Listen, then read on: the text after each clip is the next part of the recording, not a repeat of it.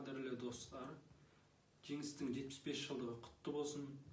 Кезінде 1940-45 жылдары Екінші дүниежүзілік соғысқа қатысқан көп қазақтың бірі Жұмаділ Әубәкіров.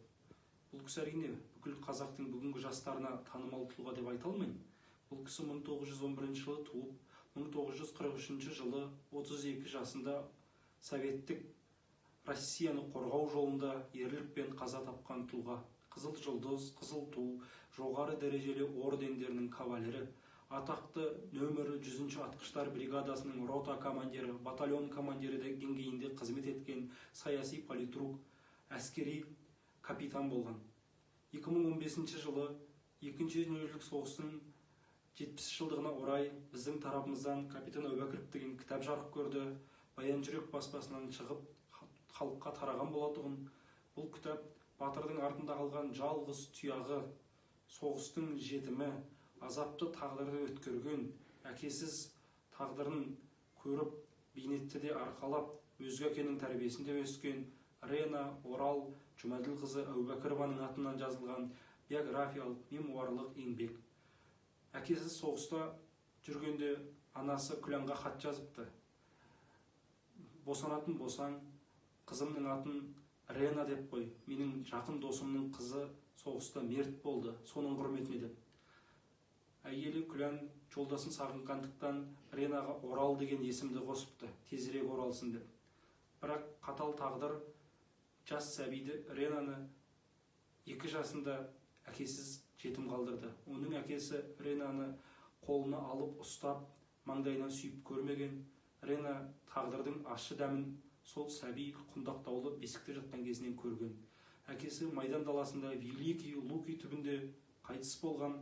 100-ші атқыштар бригадасында атақты батыр, қазақтың үлкен даңқты қызы Мәншүк Мәметова және қазақтың атақты жазушысы Әзілхан Нұршайықов сарбаз болған. Осы екі азаматқа Жұмаділ жетекшілік еткен болатұғын. Жұмаділ Әубәкіров біздің аядай ғана Қапал Арасан деген ауылдың даңқты перзенті. Біз өзіміздің жерлес батыр атамызбен мақтанамыз. Бүгінде Арасан елді мекеніндегі үлкен көшенің бірі Жұмаділ Әубәкіровтың есімімен аталады. Мен балалық шағым сол Жұмаділ Әубәкіров көшесіндегі нөмірі 14-ші үйде өткен. Менің Жұмаділ Әубәкіров туралы жазған тағдырлы перзент деген шығармам бар. Біз бұл кісінің есіміне әрқашан құрметпен, зор махаббатпен қараймыз. Бұл кісі туралы болашақта да тың деректер жазылып, деректі фильмдер түсірілуі де мүмкін. Әлі талай тұлғалар адақталып, олар шын құрметке бөленер. Біз батырларымызды ұмытпауымыз керек. Нұрсұлтан қалалық әкімдігіне қарасты руханият мемлекеттік мекемесі батыр бабаларды ұлықтайық эстафетасын бастаған екен. Біз сол мекеменің қызметкері ретінде осы Жұмаділ Әубәкіровтың есімін ұсынамыз.